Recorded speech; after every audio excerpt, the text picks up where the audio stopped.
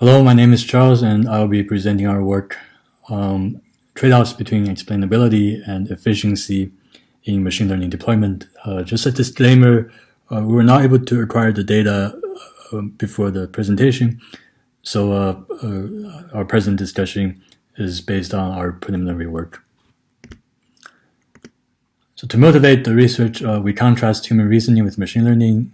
Human reasoning, or human heuristics, decision-making heuristics, tend to privilege strong and salient causes, and this leads to a sparse and potentially biased predictive model. Machine learning, on the other hand, it computes statistical relationships in a high-dimensional space and relates the outcome variable of interest to a large number of features and potentially their higher-order interactions. And this ability to compute in a high-dimensional space is essentially what constitutes machine learning's advantage over the human worker. Now, precisely because the data are processed in such a high-dimensional space, it might create difficulties for the human worker to grasp the logic behind certain algorithmic predictions. And a number of techniques in explainable machine learning have been devised. A very prominent one being SHAP, based on Shapley values from game theory. And our cartoonish view of what these techniques do is that essentially they attribute the algorithm's prediction to a subset of features that contribute significantly to the outcome.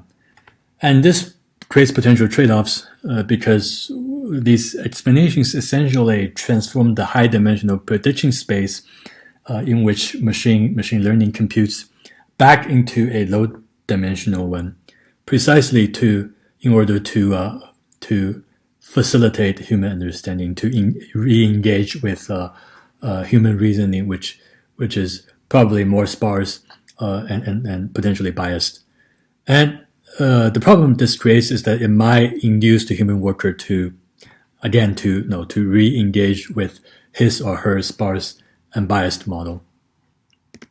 And so now this is just an example of what the SHAP does. Now you have a model on the left side and outputs an explanation, which essentially attributes importance to the different features.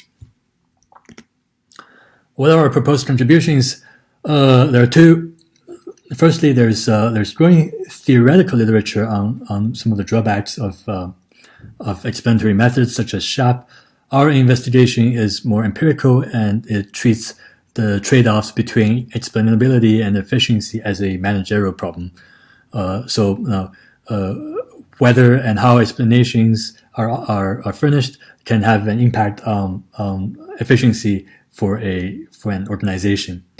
And also, previous empirical work has mostly focused on human psychological reactions as a dependent variable, so how human beings react to algorithmic predictions, and mostly in laboratory settings. Here, we try to endogenize human psychology as a variable within a machine learning pipeline. Right? So the idea is that the psychological need for explanation has a material impact on how machine learning pipeline is constructed, whether explanation facilities are offered, and then these explanation facilities in turn have an impact on how human workers perceive and process the algorithm's predictions, and that in turn translates into consequences for the final assessment or decision making if the decision making space is different from the prediction space.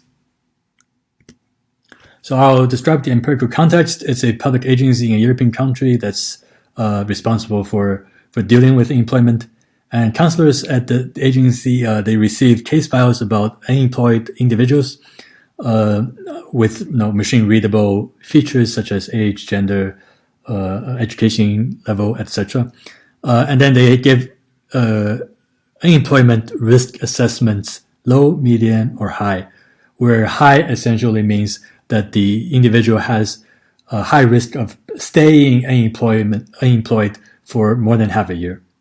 And then the agency has also trained a algorithm, XGBoost algorithm, on past historical data to predict unemployment risk. So the process is as follows. Now, counselor views the algorithm's prediction, and then optionally as treatment, he or she also views the SHAP explanation. He or she then decides whether to keep the assessment as it is or to update, override it. And then the counselor as a final step, the counselor expresses his or her confidence in the final assessment. So our hypotheses and identification strategies, as a first step, we want to investigate whether indeed the human judgment formation model is sparse. And so now we treat algorithm and human judgment as black boxes that essentially map the vector of features X to risk assessments, right? So Y is the risk assessment by the algorithm, and Z the risk assessment by final assessment by the human worker. And then we fit predictive models on these. And so now we estimate the model parameters, and then essentially if our hypothesis obtains, then the predictive model for human judgment should be more sparse, right? With more gammas being 0. And also, no, we're not making a causal claim here. We simply compare two black box predictive models and see if one of them is more sparse. A second step, we examine human biases. And here, no, we are testing a causal claim. So the independent variable is the feature vector, again, feature vector X, but the dependent variable is the amount of, or the magnitude of adjustment by the counselor, right? So Z being the counselor's final assessment, Y being the algorithm's prediction, and so the gap is the amount, the magnitude of adjustment. And so the causal claim we're testing is that now if you have a change in one of the biasing features, right? So say education level going from bachelor's to master's, ceteris paribus, it leads to the average counselor to increase or decrease the risk level relative to the algorithm's assessment by amount that's significant. And then we estimate the model parameters, and essentially the biasing features, if our hypothesis obtains, should be non-zero. And also, now if our overall theory is to hold water, then they should also belong to the set of sparse features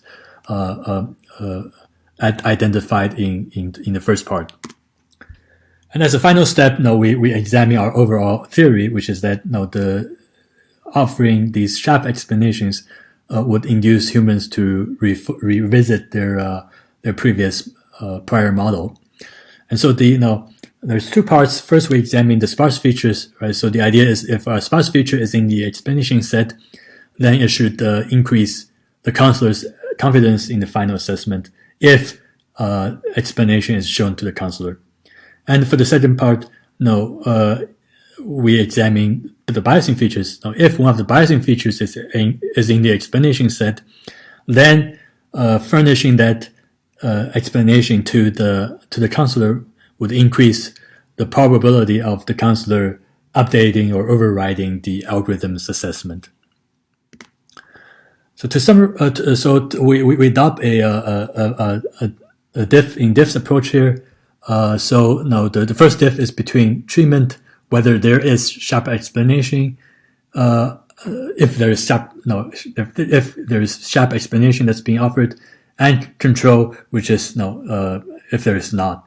So now in the first equation, you have the confidence level C of the control group, and then the confidence level of minus the confidence level of the confidence level of the treatment group minus the confidence level of the control group. And in the second equation, you have the gap, so the adjustment magnitude of the treatment group minus the adjustment magnitude of the control group. And then the second difference is whether one of the sparse or biasing features is within the explanation set. So to summarize, we first use machine learning to fit two black box models and to see whether the human heuristics model is more sparse, and if so, what are the set of sparse features. And then we try to identify a subset of features that biases the human judgment relative to the algorithm. And finally, we assess the impact of these sparse and or biasing features being shown in the explanation set to the counselor. So if our hypotheses obtain, it would mean that being shown these explanations induces the human worker to revisit his or her prior model that's sparse and potentially biased, and so it leads to overconfidence in the final assessment, and also if one of the features is biasing features is present, then a greater propensity to override or update the algorithm's prediction. And that can lead to a potential loss of efficiency if the decision space is different from the prediction space, and the power of discretion in making a decision or in forming the final assessment lies with the human worker. Thank you, and we would appreciate any comments. You can send them to my email.